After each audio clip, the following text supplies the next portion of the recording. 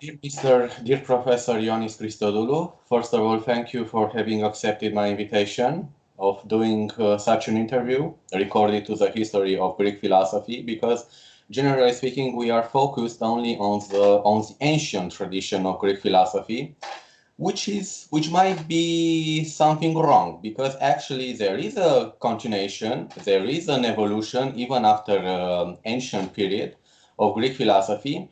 And we, in this side of academic Europe, if I can call it like that, we have to discover and we have to explore more and more this mysterious horizon of Greek philosophy. It is well known the fact that Greek philosophy has given to us an alphabet, has given to us some writing, has given to us everything we needed to develop the so-called European civilization. Of course, when we are thinking about Greek philosophy, we are taking into account especially the pre-Socratic philosophers and also Plato and Aristotle. And it is true the fact that they are extremely important even in our days. And I think even in, I don't know, maybe 5,000 years if the mankind will still exist. So, at the beginning of our dialogue, I would like to make reference to the history of Greek philosophy in this context of the European philosophy. The first question would be concentrated on the following aspect. How meaningful is actually the importance of Greek philosophy in order to talk about any kind of development of the European civilization? So, what could you say about the role that Greek philosophy has played in the evolution and the development of European culture? Dear Tudor, thank you so much for having me. And I really want to congratulate you for your contribution in the philosophical studies and in philosophy as well. I mean, generally. Uh, your question is very interesting. So I really want to say that Greek philosophy counts for the first 8 centuries of European intellectual history, from the pre-Socratic philosophers on to Marcus Aurelius. The Greek philosophical spirit flourished in a way that no other European philosophical current ever did.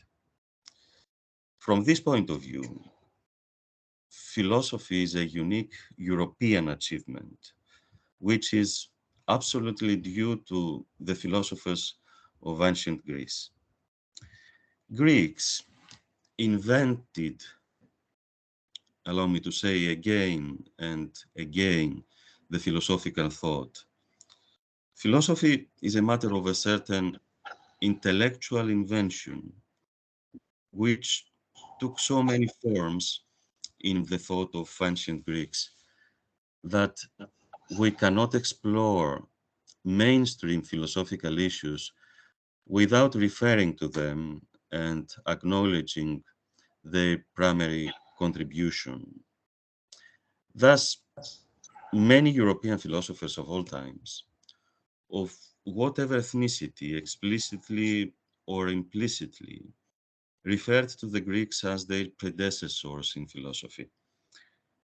Greeks gave the philosophical thought all its well-known forms: philosophical aphorisms, philosophical dialogues, philosophical treatises.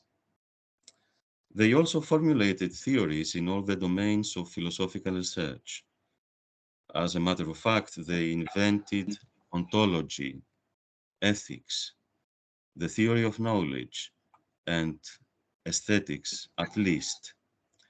And not only that, the dialogue between Greek philosophers on every domain of philosophical reasoning produced almost every theory still discussed and debated today.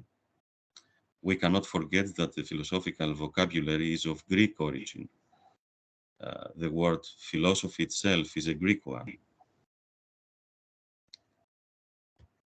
Yes, you are totally right, and I'm totally agree with you. We should think about, or maybe we should rethink about the fact that the origin of philosophy itself is a Greek one, and maybe most of students in philosophy should learn more and more Greek alphabet, Greek writing, Greek vocabulary, in order to become a real philosopher, a strong philosopher. Because actually, being philosopher is not a job, is not a profession, despite of the fact that in our days everything became a job somehow. I am a teacher, I have a job. I'm a philosophy teacher, I'm an instructor. No, no, this is not a job. I'm not an instructor. I am a thinker, and I have to think about my mission, about my role, and about the depth of what I'm actually doing in front of my students, in front of my pupils, in front of my auditory, and so on. Because being philosopher is actually a task, is actually not only an intellectual task, but also a spiritual and especially an ethical one. I Now, I yes, please. totally agree with you. I totally agree with you. I want also to differentiate between academic and free philosophical activity. Uh, as you said, philosophy in ancient Greece began as a free intellectual enterprise. The pre-Socratic philosophers serve as really representative examples of what we may call free thinkers. Apart from Pythagoras, all the other pre-Socratics were not situated in a constructed academic environment, nor they were headmasters of philosophical schools. Socrates himself was not pretending to be a teacher or an academic philosopher.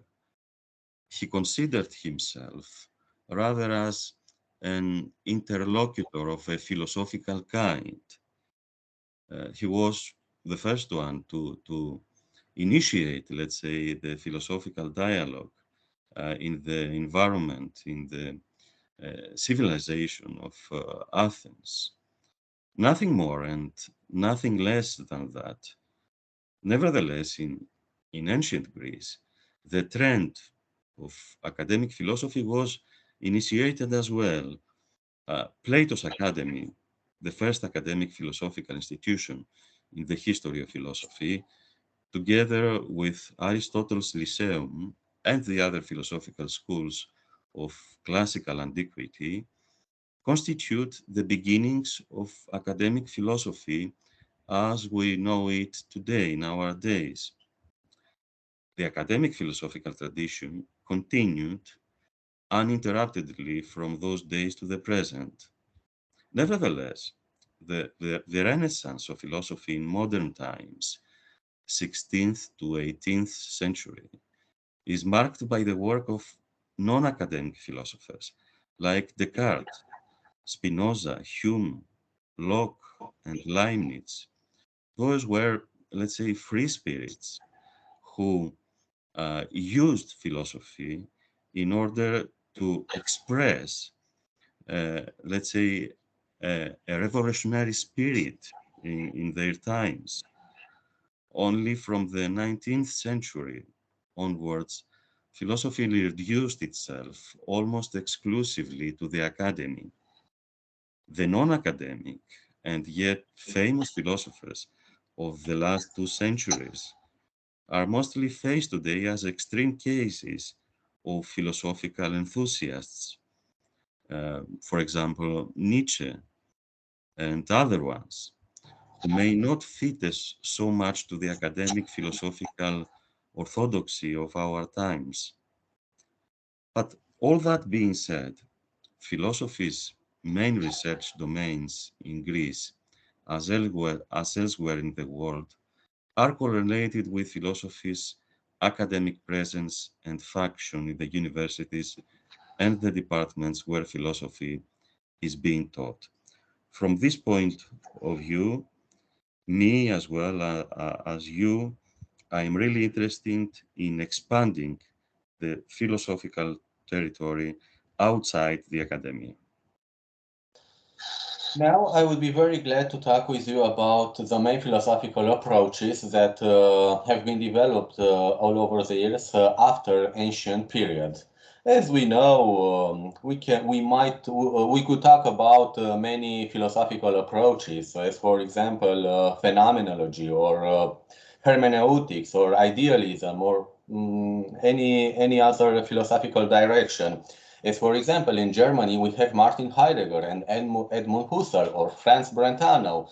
All of them have developed the so-called phenomenology, which is very important from my point of view, in order to understand the reality after reality, the meta-reality, as some other philosophers called it.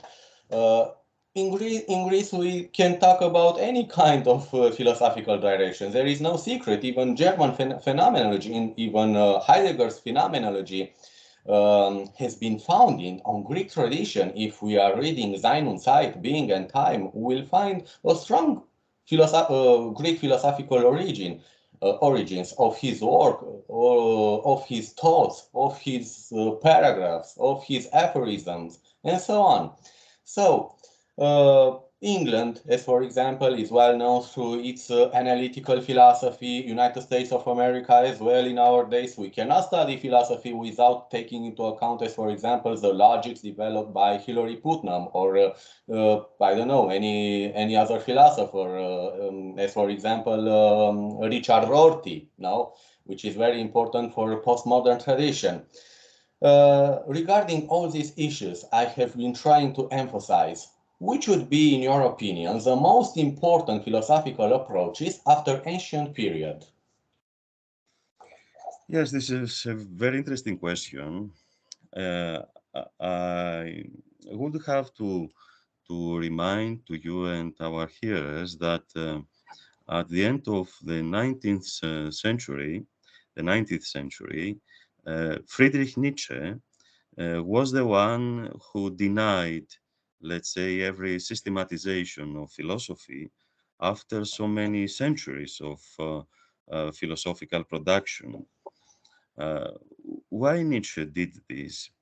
I think he did this because he realized that, let's say, the scientism in philosophy is far away from the genuine philosophical spirit of ancient times, although we all very well know that in the pre-Socratic period, the human beings as pre-Socratic philosophers are trying to, let's say, uh, pass to a certain scientific ground, a more solid ground, in order to think about the world and the human himself or herself.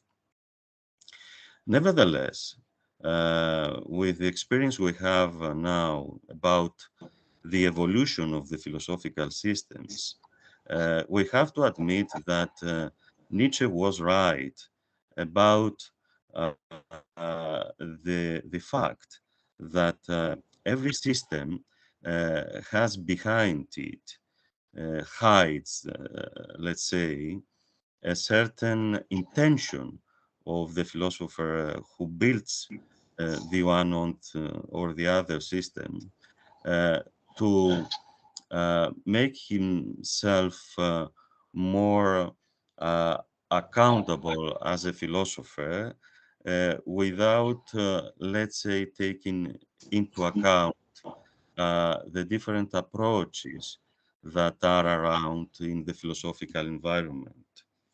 From this point of view, I should say that even though lots of philosophical systems or systematization, so or let's say uh, logical approaches have given a lot to the philosophical enterprise, in our times we have to be able to, let's say, concentrate our mind and find the way to find or to reveal in each one of those systems that who you have brought up those elements that make, let's say, those systems of the past or of the present accountable as philosophical enterprises, and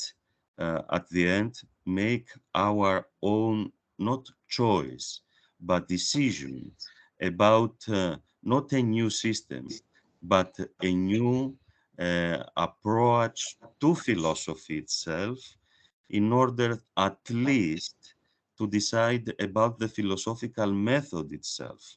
Because if no philosophical method, or if many different philosophical methods are to be counted in order for us to understand what philosophy is, then unfortunately, I think we are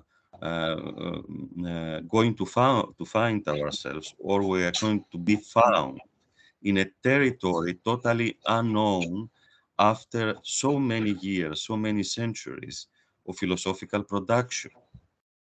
Well, to conclude my thought, I really think that what is at stake today is to be sure, is to be able to talk about a unique philosophical method that is to be found behind all those philosophical systems that you brought up. If we manage to do this, then determine we can determine the exact value of each philosophical, let's say, scientific approach. If we are not able to define a philosophical method, a unique philosophical method, in order to uh, be able to think of philosophy as as an enterprise which is going to last for the next centuries, then I really think, I have to say that all those approaches of the past are going to stay in the past as, let's say, traces of some heroes of the philosophical enterprise, and nothing more. I really think that we are in the position to judge the evolution of philosophy, and to admit that lots of philosophical systems are now, let's say, parochial because of this very philosophical problem, that we struggle to refer to a unique philosophical method, but it's not easy to do so. Uh, Listening to you, I'm very aware of the fact that actually we really have to rebirth Greek philosophy, and when I'm saying Greek philosophy, I make reference to the dialogue. This is why, this is the reason why I am doing so many philosophical interviews, although they are not actually interviews, they are dialogues, because I want to have my own judgments, I want to have my own points of view, I want to have my own approaches, not only to put questions and waiting for us answers, because this is not philosophy, but remembering what Ludwig Wittgenstein has been saying, as for example, in a communication, in a philosophical act, is much more important to formulate a question than to give an answer. Because when you have a question, half of problem is already solved. You have to find a unique solution just to be at the level of a smart question. And this is what I'm thinking as well. This is why Greek philosophy is so meaningful in every kind of philosophical area and approach. I was talking about phenomenology, I was talking about hermeneutics, I was talking about rationalism or empirism. All these philosophical directions are actually inspired by the traces of Greek philosophical heritage. Now I'm very interested, and I have always been interested in approaching the relation, the direct relation, the rapport between reason and faith, ratio fides et ratio, as the Romans are saying. This is a very important, and this is a strong connection, a very important philosophical link we should talk about in occasion of a conference, in occasion of a scientific approach, or when we are preparing an academic article for a very important international journal, and so on. As we know, in the history of philosophy, there are numerous approaches from this point of view, starting with St. Anselm of Canterbury, St. Thomas of Aquinas, and many others, as for example, even René Descartes, the first one most important representative of modern philosophy, Baruch Spinoza. Then we can continue with Immanuel Kant, with idealism promoted by Hegel, by Schlegel, by Schelling, Kierkegaard, and so on. So it is clear the fact that we cannot talk about faith without taking into account the reason. We cannot talk about reason without taking into account faith. There is, as if we were talking about, as for example, the link between empirism and rationalism. We cannot have a reason without having an empirist knowledge, because there is a sensitive knowledge, and on the basis of this sensitive knowledge, we can be much more aware about our reason, and vice versa. So my question from this point of view to you would be the following one: how meaningful is actually, and what should we do in order to find Greek philosophical approaches regarding this link, the link between faith and reason, theology and philosophy? Well, I should say that there is a long Greek tradition of cooperation between Greek Orthodox Church and philosophy. During the Byzantine times, Greek philosophy played a strong role in the Orthodox education, particular were heavily religious. Greek Orthodox fathers also were philosophically educated people, and they knew the value of Greek philosophy for the rigid structure of thought. Religious leaders and philosophers of Byzantine times were, in some cases, the same person. The last 2 centuries, though, Orthodoxy and philosophy have followed, let's say, different directions from the point of view, as I told you earlier that philosophy, for the main part in Greece as well, is a matter of, let's say, an academic enterprise. Uh, so, Orthodoxy and philosophy have constructed their own paths independently the one from the other.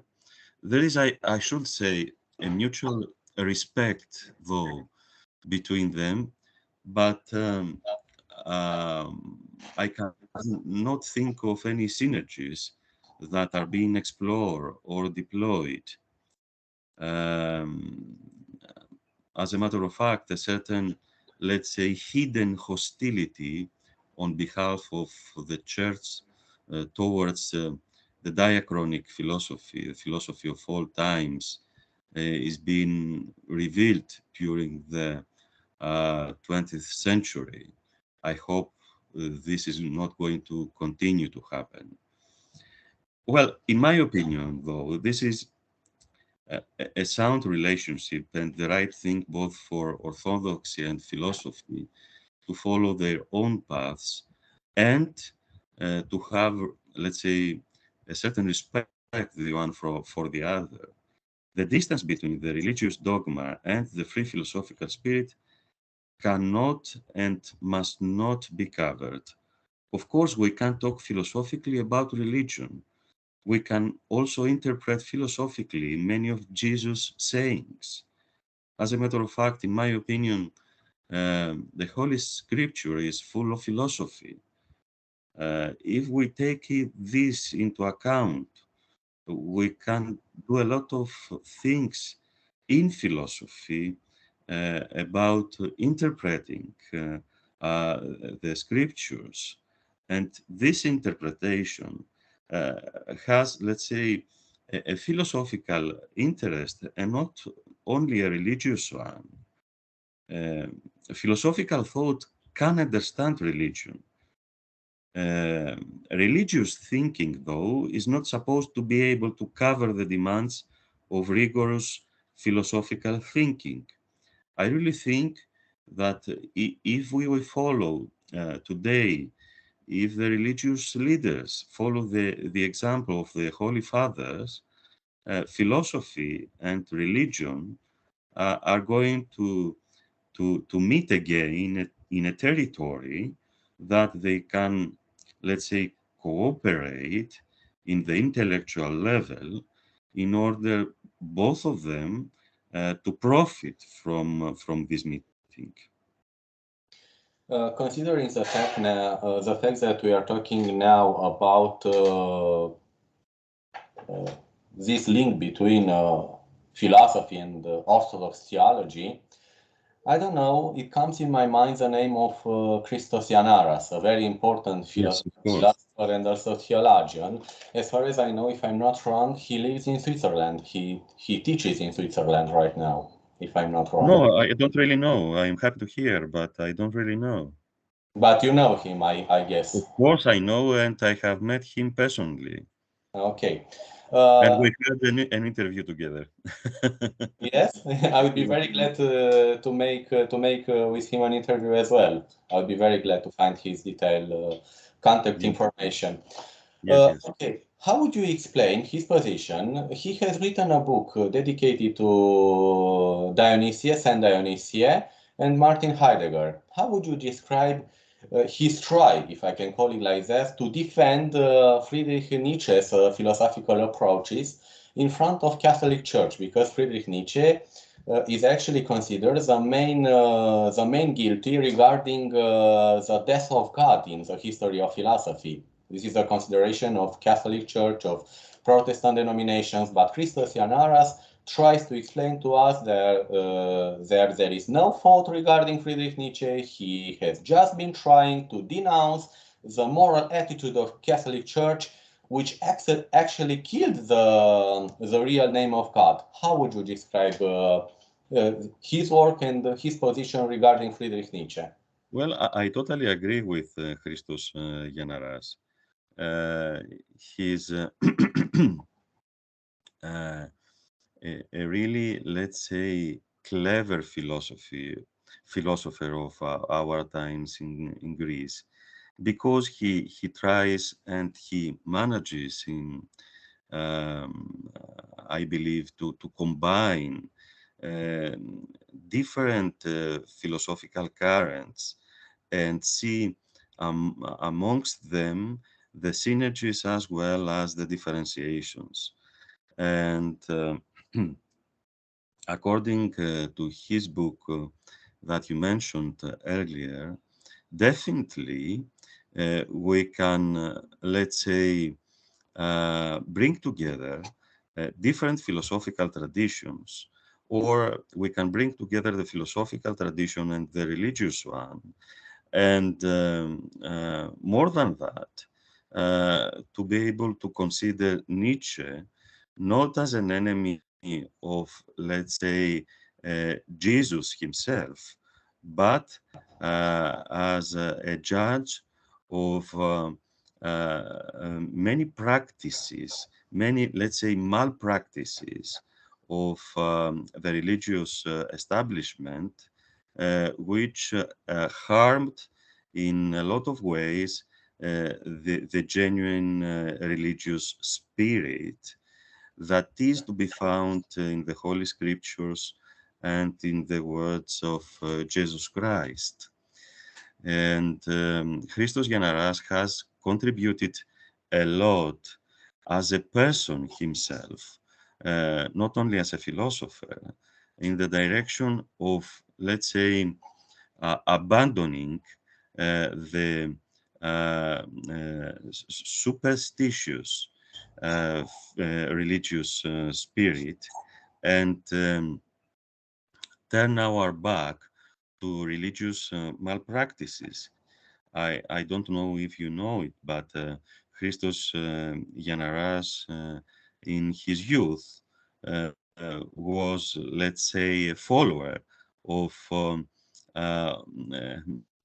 these practices of church uh, to make young people believe not only in the words of Jesus Christ, but in many other, let's say, not so healthy aspects of the religious practices.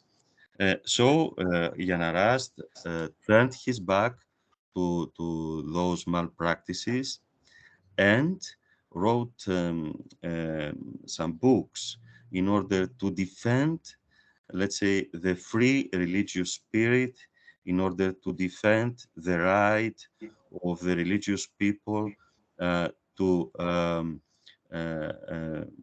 have their religion as not only a social identity, but as their outmost feeling of being able to have a relation with God, not only as, let's say, a religious relation, but a personal relation as well. Um, uh, uh, all those things may remind us of the Reformation, but yes, Christos Gianaras is a philosopher of Reformation, of religious reformation, a free thinker, a free philosophical spirit, as well as a free religious spirit. Another important philosophical name comes into my mind is Kostas Axelos. He was very well known in France as well. I have a very good friend, a French philosopher, who knows very well Greece, Romania, and actually he's very interested in Orthodox cultures. Of course, he's a Catholic and he's very practitioner in his Catholic tradition. His name is Jean-Luc Serrois, and Jean-Luc Serrois was a very good friend with Kostas Axelos. Kostas Axelos, who suffered a lot, even because of the communism in Greece. This is an issue we do not know so well here in Romania or in this part of Europe, Western Europe. But this is a very even a cultural and a historical problem that we should. Treat. And Kostas Axelos, of course, was unfortunately a forgotten name, but he's very important, especially when we are talking about philosophy of culture and the rebirth of philosophy of culture in France. Uh, of course, given the fact that there is a lot to say about him, what actually should we retain regarding his philosophical personality? How meaningful was he for the development, as for example, of French philosophy, being himself a Greek philosopher? Yes, you are right. Kostas Axelos is a renowned philosophical figure of our times. And I have to say that his planetic philosophical thought is, uh, as a matter of fact, a philosophy that expresses the concerns of our times. Um, it is not, let's say, accidental that Axelos, like Heidegger, turned back to the pre-Socratic philosophy, and concretely in Heraclitus, in order to express himself as a philosopher, in order to find, let's say, a philosophical affiliation, the history of philosophy that could express the anxieties of his times, of our times.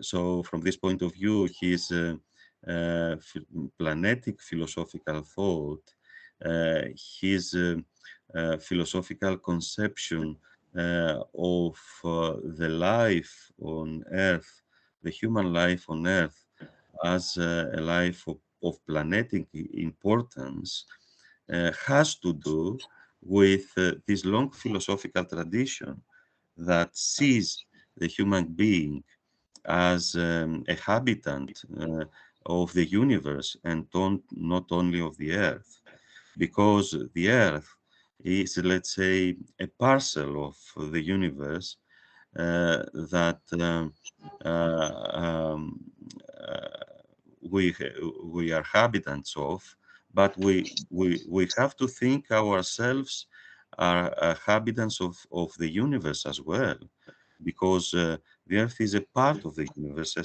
very small part of the universe, and as human beings, we have to profit a lot if we expand our thought as a philosophical thought and be able to see this identity of ours as, let's say, parcels of the universe and not only parcels of the environment of Earth. Thank you for having given me this answer regarding Costas Axelos, which I repeat should be very studied by us, and I think we should begin to write more and more articles dedicated to his philosophical personality. Now, when we are thinking about the history of Greek philosophy, we should also take into account its contribution to politics, political approaches. Of course, we are having, as for example, Aristotle's work called Politics, and also we also have dialogues of Plato regarding different political issues, as for example Republic or Socrates' apology, or many other dialogues of this kind. And I would also take into account a very important dialogue, Phaidon, about the soul. We know very well that Socrates is condemned to death only because he tried to defend the real values of democracy. That having been said, we also have continuity of Greek philosophy after ancient period regarding different political approaches, and there are some very important, let's say, philosophical attitudes from this point of view. Could you develop a little bit more, please, the importance of Greek philosophy regarding different political theories and approaches? Yes, of course. Aristotle's politics, from this point of view, is a very good example of a philosophical approach towards, let's say, the political dimension of human existence. And Aristotle managed, let's say, to contribute so much because he was a very good follower of the political life in Greece those times. Uh, Plato as well is another very good example, Aristotle's master, of a man who not only tried, let's say, to philosophize about politics, but he was as well a philosopher who believed in the realization of political theories. And he's with Plotinus, two unique examples, Plotinus and Plato, θέλω να πω, I want to say, very unique examples of this tendency of philosophers in ancient Greece to think about politics as a way to bring philosophy in the front of the human life, not only as philosophy, but as politics as well. Uh, Both of them, Plato as well as Plotinus, as you very well know, have failed to realize their philosophical dreams about politics. But this is not so much um, of, let's say, a philosophical shame. It's much more a political shame, because in those times it there really has been the opportunity to proceed with such a philosophical dream, because Plato as well as Plotinus have the strong political partnerships that could help them realize their philosophical dreams about politics. Um, I am saying all this about Aristotle, Plato, and Plotinus because I really think that political philosophers today, in our times, academic political philosophers, have to take into account those three ancient Greek philosophical examples of philosophers who, let's say, were very good observers of the political life around them, and also they have they had solid philosophical dreams about initiating philosophy to politics, and not only, let's say, politics to philosophy. Um, I really think that they are so good examples because the academic philosophy today, as political philosophy, um, is not so much, let's say, affiliated with the real politics, even though there are very good political philosophers who have contributed a lot to philosophical and to political thought as well. But more and more, we see that academic philosophy as political philosophy, let's say, abstains from following the real politics. Another important direction is postmodernism. Philosophy integrated itself in a sort of postmodernism, starting with maybe Nietzsche's period or the beginning of 20th century. Some others exegetes are saying postmodernism has started after the World War II. Other thinkers believe that we are actually living in a post-postmodernism or in a neo-postmodernism. It's very complicated to describe all these terms and to specify these different cultural and philosophical epochs. But anyway, it's very interesting to think about the fact that generally Greeks were very loyal to classicism, to, as you said earlier, to orthodox principles, to church principles. And yes, Greek philosophy is full of different theological wisdom. Because we have the heritage of Holy Fathers of Church, we also have the Holy Scripture that has been translated in Greek. We also have different philosophical approaches that are very loyal to the first one, philosophical direction, to the purest ones, and so on.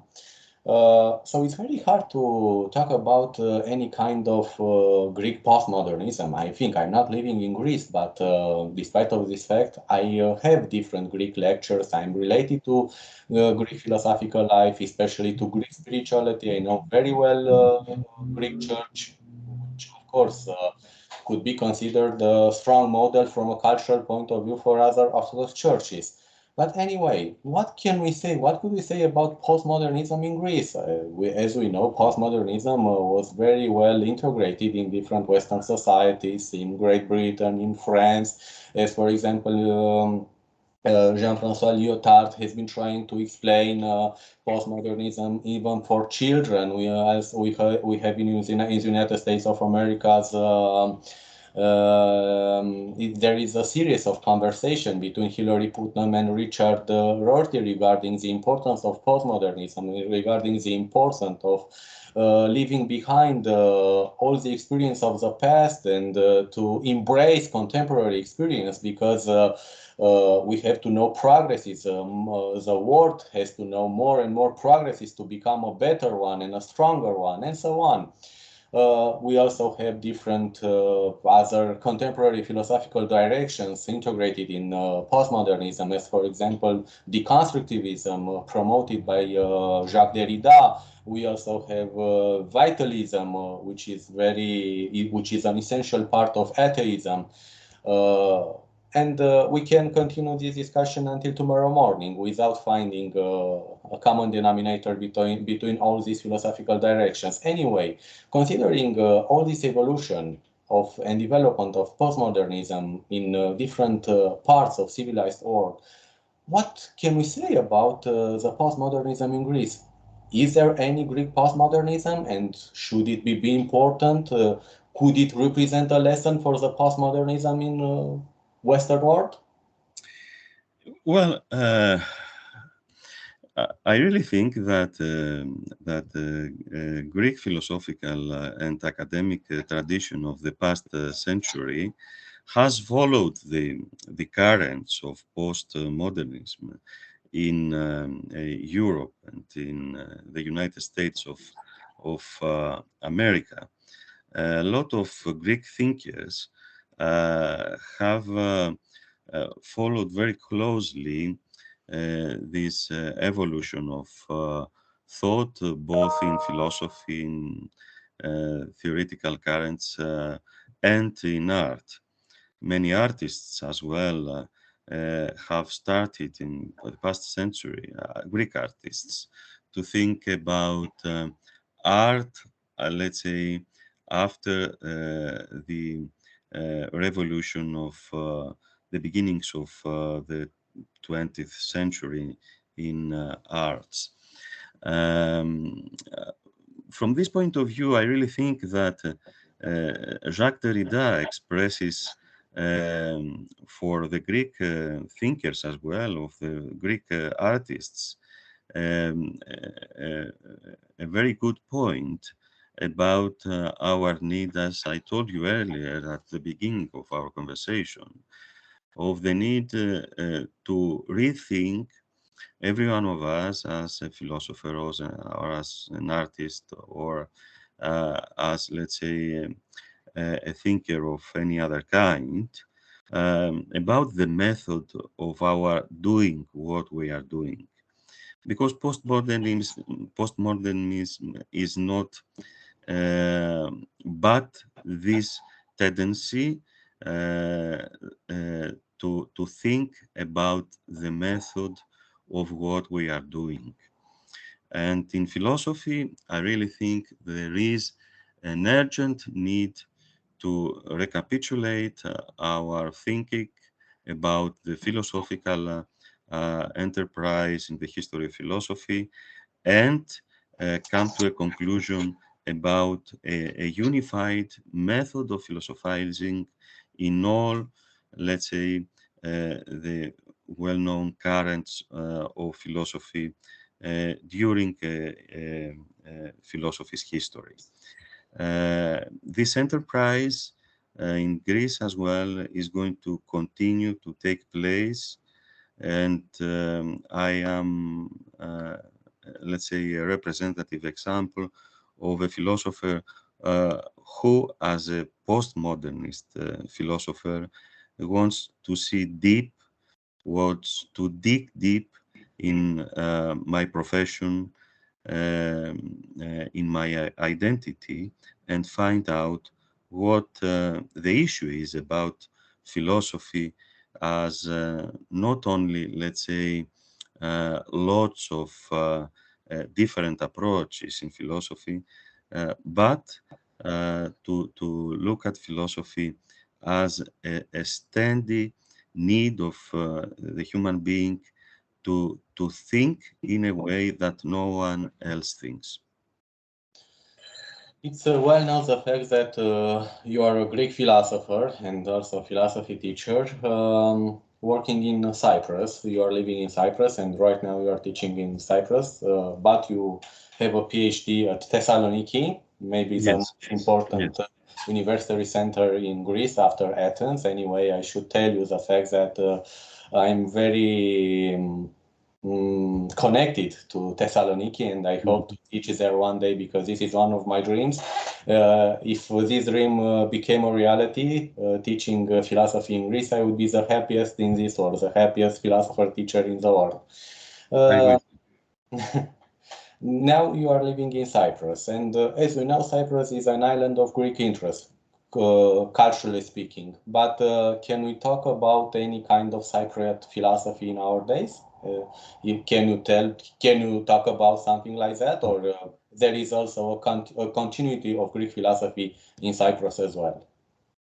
Well, I can think of the Philosophical Society of Cyprus, who operates for the last 40 years, and some Cypriot philosophers at the beginning, and they continue to do so, give lots of emphasis in the history of philosophy mainly, and they also have a journal which is called Xenon, that let's say is the medium of the society in order to um, uh, make its works public. From this point of view, I am very glad to say that as an academic secretary of the Philosophical Society of Cyprus, we continue tradition of 40 years, and we want to proceed with expanding, let's say, the society in the Greek, the general Greek environment and the international environment as well. These are very good news. I'm very glad to find out that there is a philosophical society in Cyprus. I will be very happy to know it more and more better, and even to, why not, to spread some news here in Romania about the activity of your society in Cyprus, and maybe we could develop a certain kind of dialogue, philosophical dialogue, academic collaboration. Definitely. Now, I would like, at the end of our conversation, it was a very emotional philosophical dialogue, and I enjoyed it a lot. I would be very happy to make together an imaginary exercise. There is an imaginary question, but I will start the imaginary exercise because I'm thinking, of course, about Socrates. We have been talking about today just the history of Greek philosophy. So, if I can make this kind of description, we were doing a kind of trip in philosophical Greece today. So I'm thinking about Socrates and also our days philosophy. How a young fellow studies philosophy in our days, how became philosophy in our days, which is the importance of philosophy in contemporary societies, not only in Greece or Romania or France or anywhere in the world. I remember I was talking with a German philosopher, and he told me philosophy in our days, Germany is just a hobby, nothing more. Because there is much more important to find a job, to be integrated in society, to be related to different contemporary standards. But philosophy has no importance. There is also a private hobby and passion. In Romania as well. We cannot talk about, I don't know, strong philosophical interest in Romania. No, because there is no possibility. There are some philosophical institutions, but it is very isolated because we who are focused on philosophical interested, we are making part from a very isolated community, academic community interested in philosophy, in theology, in metaphysics, in ontology. but there is not, let's say, a public philosophy. This is why I am trying to make all these philosophical dialogues to show that philosophy has not only an academic phase, but also a very human phase, a social and the public phase. Okay, so we know what the situation of our day's philosophy is. Socrates would come to a young fellow and would tell him, you should study philosophy because you have to be more aware of your death, actually, because you have to become more aware of the fact that one day you will leave this world and you will become a part of God's kingdom. Of course, God wasn't think in a Christian way by Socrates, but he actually, when he talked about the preparation even from this world, from the future world, he made reference actually to our moral preparation to develop our virtues, to become, to have a moral life, to have an ethical approach of the life, and so on. But a contemporary young fellow would tell to Socrates, no, I don't agree with you. I don't agree with you because I do not have time for doing this. I am studying philosophy just because I want to become a teacher. There is no other possibility for me because philosophy of our days is very, let's say, is very limited. It's not is a very academic, is actually just an academic field. It's not a public field. It's not a human field. It's something that is dedicated only to a small agora, philosophical agora, intellectual agora. And I do not have time to prepare myself for the future world, to develop all these virtues you are talking about. These are available for your time. For the ancient period. Now we are living in the 21st century. We have so many other social tendencies, exigencies, standards, and so on. So it would be very difficult for a young student in philosophy to understand Socrates' advices. But what do you think about that? What do you think Socrates would tell in our days to a young student in philosophy, and what actually should a young student in philosophy to understand listening to Socrates' advices? You are very right. And the answer for me is very simple, that whatever, let's say, the social environment or whatever the historical time, the Socratic example of a man uh, who was thinking about his time and his social environment and the human needs in his time is a diachronic one. Uh, well, every one of us, whatever the position of ours in our society, um, even though we are older people or the young ones, the youngsters, uh, uh, have the same need to think about themselves in their social environment. They have the need to approach themselves in a way, let's say, fulfilling for their lives. In order for their lives to be fulfilled, they have to get in acquaintance with themselves and find a meaning in their lives. As Nietzsche said, we all have to think about our living now and not 100 years ago.